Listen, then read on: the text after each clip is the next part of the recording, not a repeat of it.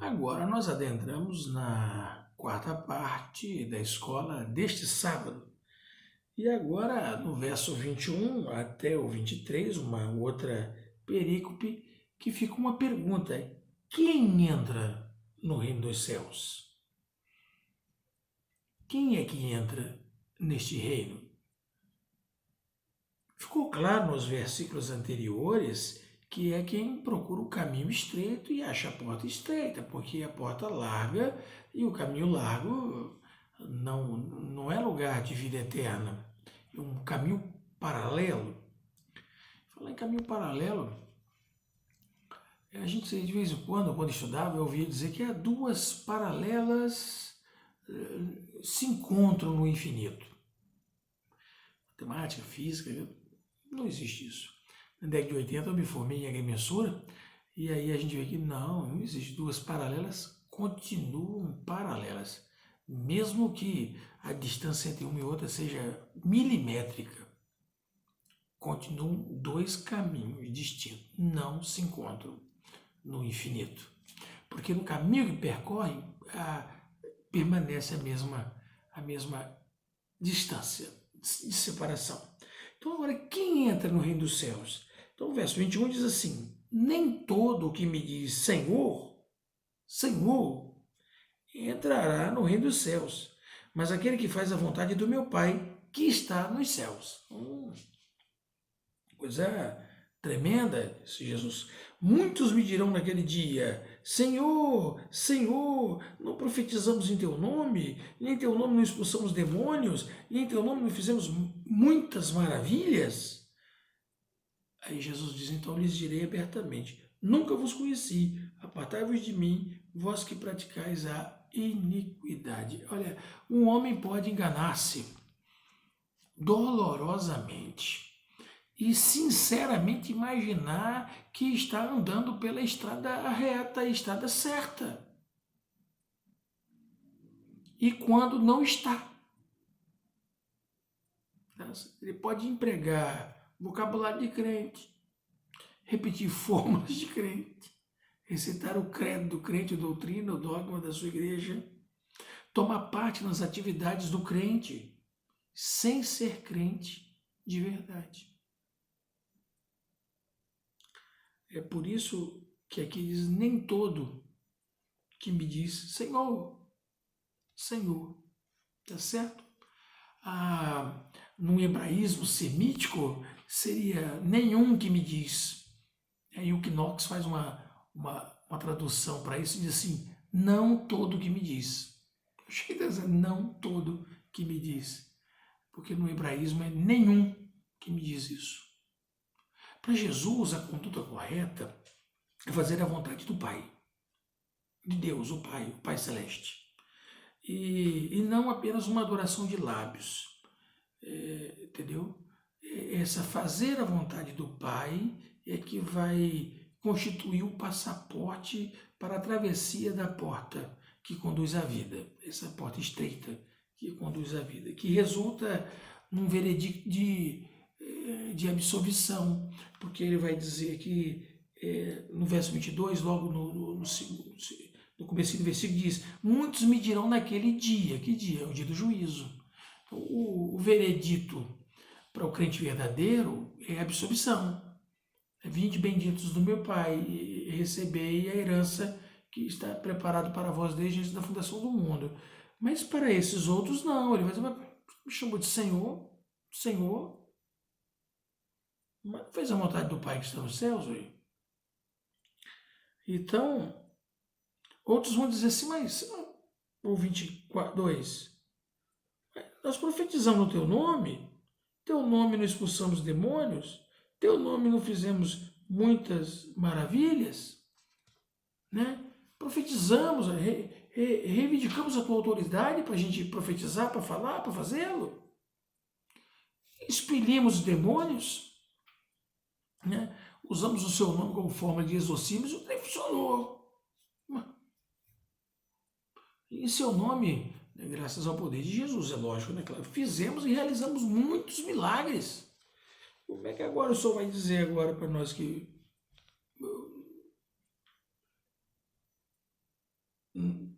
não entra. Aí, porque deram pouca atenção, nenhuma resposta às exigências morais de Deus e de Jesus, Jesus inequivocavelmente, não vai ter equívoco nenhum. Jesus não tem erro nenhum na sua sentença. Ele vai dizer para eles assim, explicitamente, que diz assim, eu vou falar abertamente, né? Explicitamente Jesus vai dizer para eles, vai falar assim, olha, para aqueles falsos pretendentes, vós não sois meus amigos. Aqui está, nunca vos conheci. Apartai-vos de mim, vós que praticais a iniquidade. O Knox ele faz esse versículo 23, essa versão, dizendo, vós não sois meus amigos, apartai-vos de mim, vós que traficais praticando o erro. Traficais andou, viveu, existiu, entendeu? Você fez todos os seus negócios, traficou, achei interessante, né? Praticando erro. Não foi a verdade de Deus. Não foi no poder de Deus. Não foi na misericórdia de Deus para fazer a vontade de Deus e andar no caminho de Deus, entendeu? E aí, então, essa coleção de palavras que a gente está vendo todinhas aqui atrás, os pronunciamentos de Jesus, registrando as parábolas e tudo, então ele agora vai apresentar dois construtores, né? É o crente fazendo o seu edifício de fé, entendeu? A verdade é que na esfera espiritual, acima de todas as demais esferas da vida, né? Então várias esferas da vida, né? O ouvir não tem valor se não resultar numa ação. Lembra que Jesus, nos versículos, vós ouvistes, aí diz, eu vos digo. Agora ele fala, eu vos digo, e ele está dizendo, eu lhes direi abertamente, eu falarei, eu digo, eu estou falando. Vocês têm que ouvir e tem que ter ação. E essa ação vai dizer que você tem que fazer um alicerce sólido, você tem que fazer um alicerce seguro, e existe um único alicerce onde a coisa pode ser bem edificada. É Cristo. Então aqui em 1 Coríntios,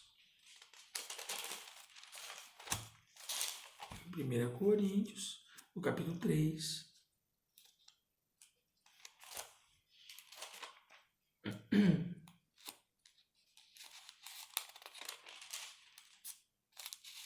versículo de número 11, diz assim, porque ninguém pode pôr outro fundamento além do que já está posto, o qual é Jesus Cristo. Não tem outro fundamento, é Jesus Cristo.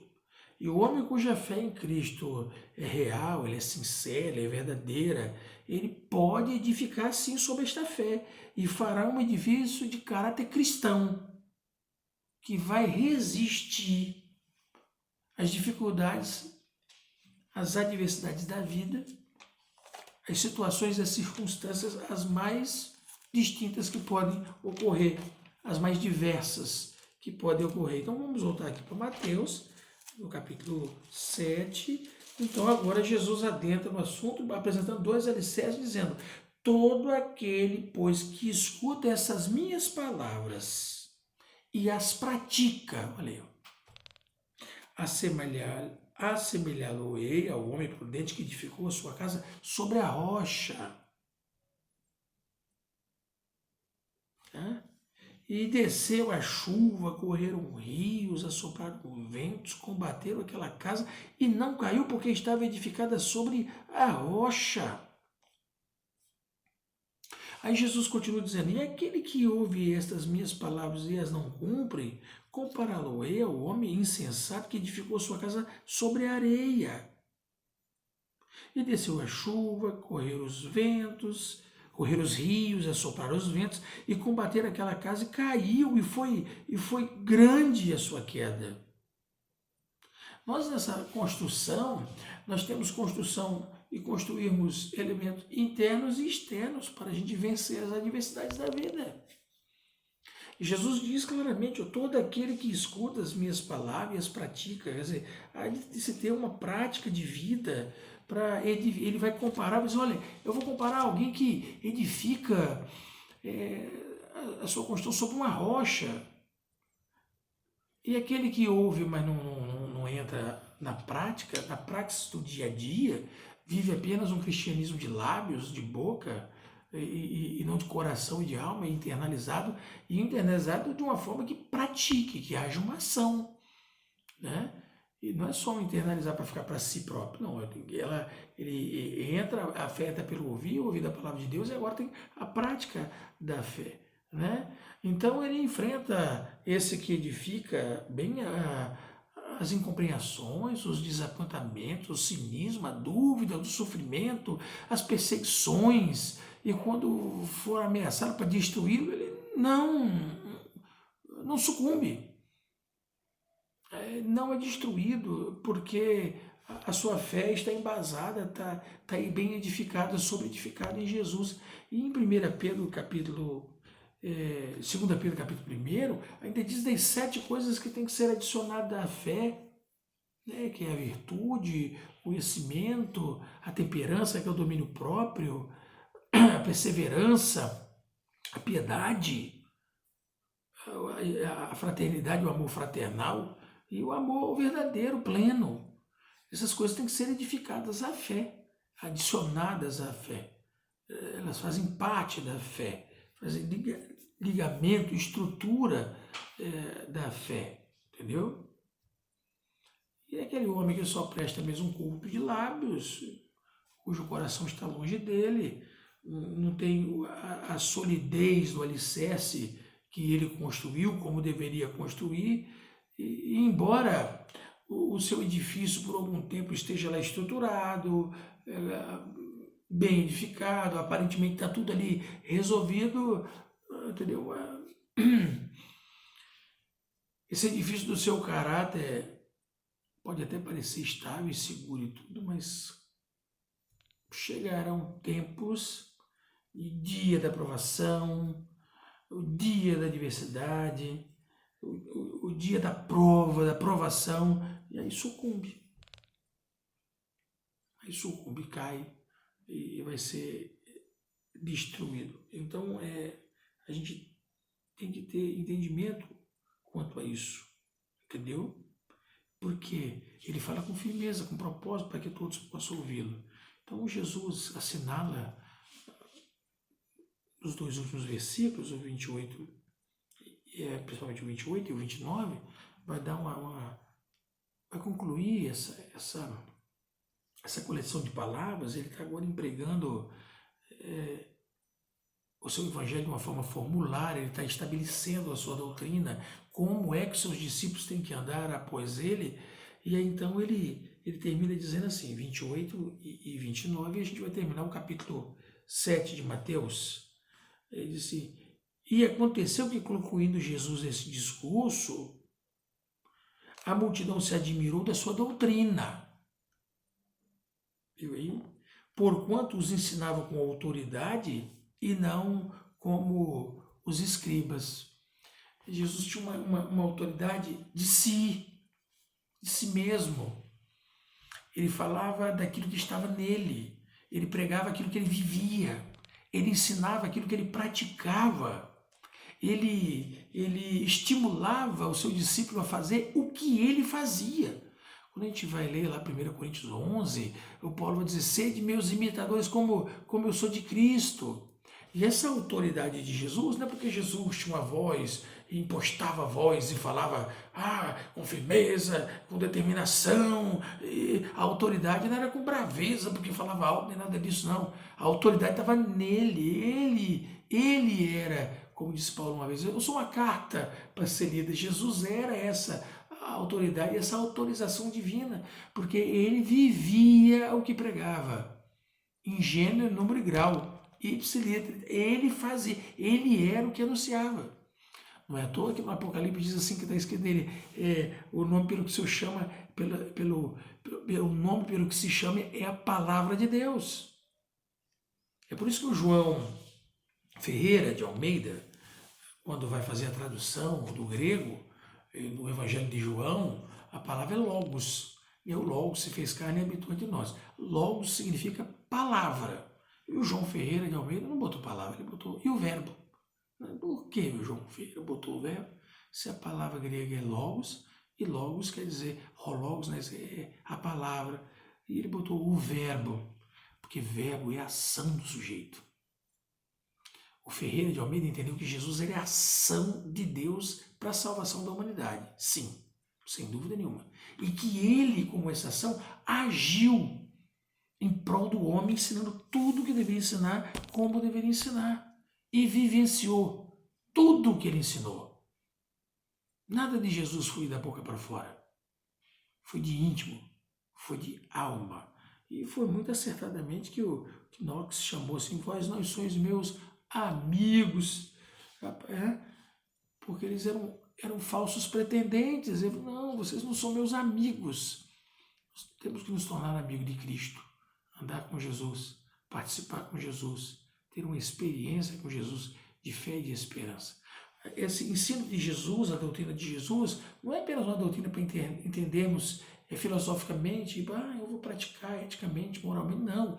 Isso é uma coisa que a gente vai colocar assim dentro de si, mas praticá-lo no dia a dia. Jesus termina falando da construção, do alicerce. Tudo que nós falamos aqui do Sermão da Montanha é para, no fim, edificarmos a nossa fé, a nossa vida, o nosso dia a dia. E se for sobre-edificada em Cristo Jesus, um bom alicerce na rocha, que é Jesus, a pedra que os edificadores rejeitaram, nós vamos conquistar coisas maravilhosas e poderosas. Estaremos andando pelo caminho estreito e alcançando a porta estreita e entrando por ela.